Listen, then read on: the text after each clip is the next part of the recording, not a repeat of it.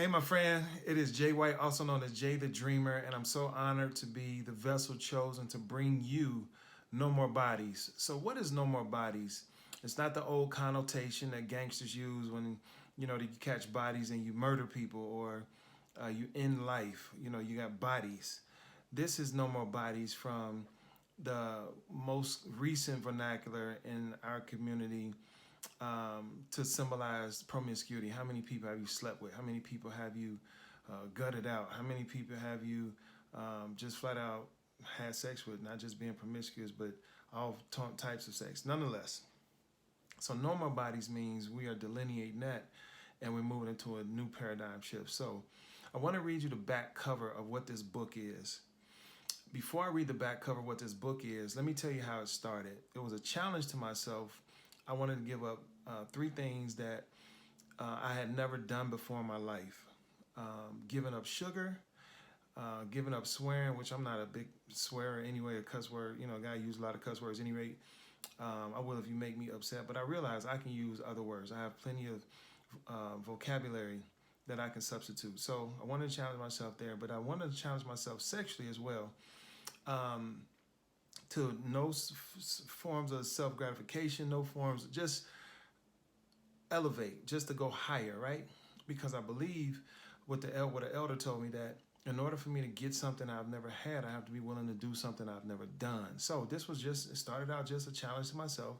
And then after I had started to have conversations with some of my peers and people in the community, I realized that a lot of guys wanted to elevate themselves. We all want to go higher. We all want to challenge ourselves in ways we haven't challenged ourselves. So this was the perfect way to do it. So my 40-day fast started last year. And unbeknownst to me, you had some people who wanted to join in. So let me read you the back cover now. So if there's no touchable leadership, literally showing black men how to honor black women, coupled with our peers, and I'll just talk about my peers who wear promiscuity as a badge of honor, then tell me, how will balance, how will respect, and how will forward mobility be a standard in our community? That's part one.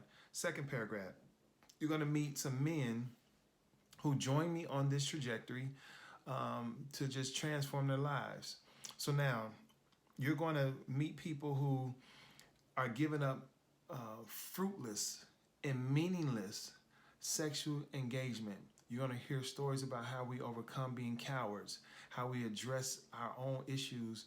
And then we realize something. The most important takeaway was some of us are carrying out behaviors and we are still being involved in actually instigating narratives that was handed down to us.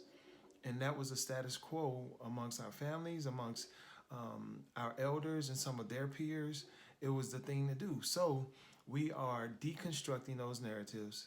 We are reconstructing, taking out the good stuff that we can still build with, and then we are totally constructing a totally different narrative so that we can repair our communities and move forward in the ways that we relate to one another as black men and black women.